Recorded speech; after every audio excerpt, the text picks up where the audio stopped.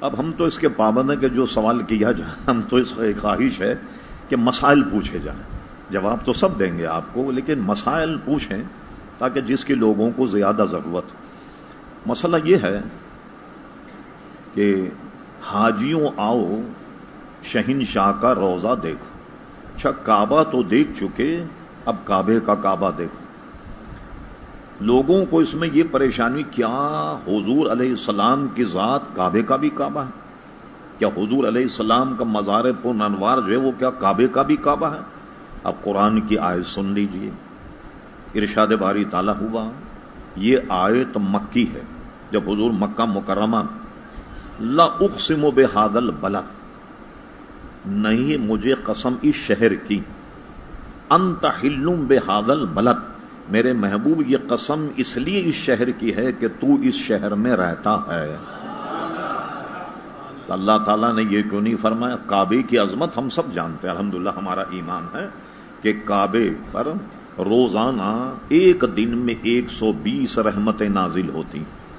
60 رحمتوں کے مستحق وہ ہیں جو کعبے کا طواف کرتے، 40 رحمتوں کے مستحق وہ ہیں جو کعبے کے سامنے کھڑے ہو کر حرم شریف میں نماز پڑھتے، اور 20 رحمتیں ان کو ملتی ہیں نہ عبادت کرتے ہیں، نہ درود شریف پڑھ رہے ہیں، نہ قرآن پڑھ رہے ہیں، خالی بیٹھے کعبے کو دیکھتے رہیں. صرف کعبے کو دیکھتے رہیں تو بھی 20 رحمتوں کے وہ مستحق ہیں، خالی کعبے کو دیکھنا.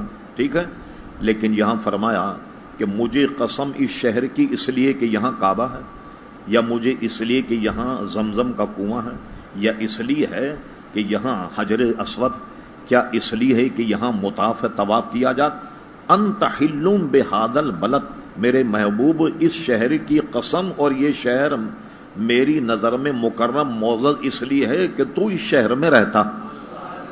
اب اس نص کو سامنے رکھ کے قرآن کے، اب دیکھیں اختلاف معاملات کو سامنے رکھ کر کے لوگ کہتے ہیں ارے صاحب یہ تو مسلک کا مسئلہ ہے، تو حلوے مانڈے کا مسئلہ وغیرہ وغیرہ، خدا کا خوف کریں. اب مجھے بتائیے، حضور اب کس شہر میں رہتے؟ اب جب حضور مدینے میں رہتے تو وہاں قسم ارشاد فرمانے کا سبب ہی حضور کی جلوہ گری. تو اب حضور علیہ السلام کہاں جلوہ گر ہیں؟ مدینہ منور میں جلوہ گر ہیں، لہذا اللہ تعالیٰ کو وہ شہر سب سے زیادہ پسند ہے. اب سمجھانے کے لیے کہہ رہا ہوں، ڈاکٹر اقبال نے اپنی مثنوی میں ذکر کیا کہ مجنوں سے کسی نے پوچھا میاں مجنوں تمہیں کون سی جگہ زیادہ پسند ہے؟ تو مجنوں کا یہ بھی کوئی پوچھنے کی بات، ارے جہاں لیلا ہو، جس شہر میں لیلا ہو وہ شہر ہمارے لیے بہت پسندیدہ.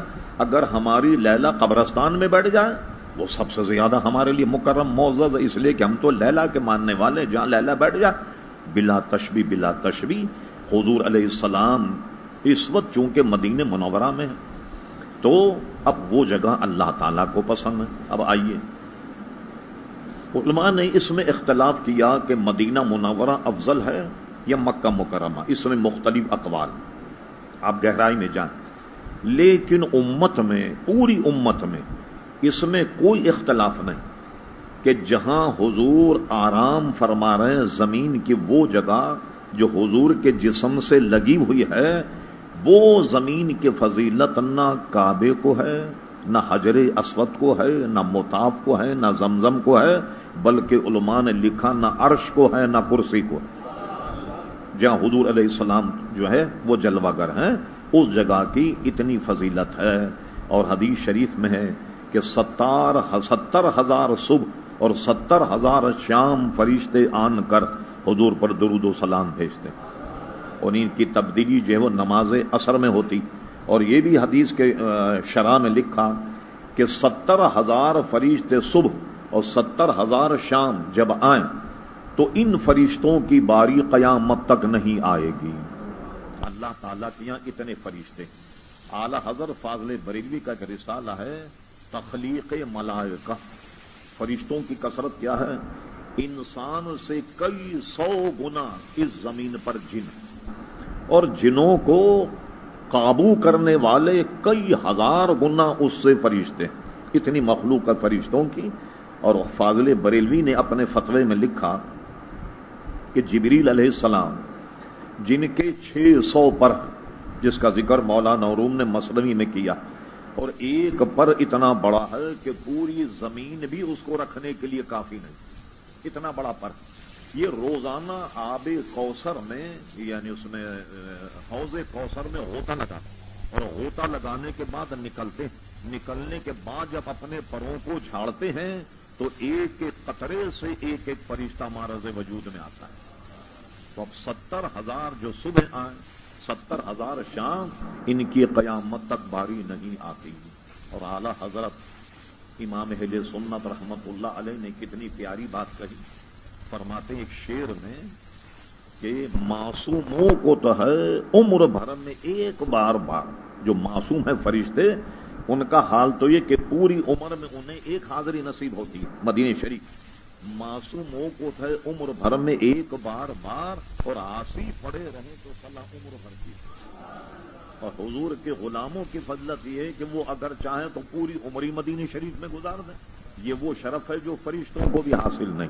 اب آپ سمجھ گئے کہ حاجیوں آؤ شہنشاہ کا روضہ دیکھو، کعبہ تو دیکھ چکے، اب کعبے کا کعبہ دیکھو۔ اب آئیے، جو نہ مانے اس کو ہم دوسرے فلسفے سے سمجھاتے ہیں۔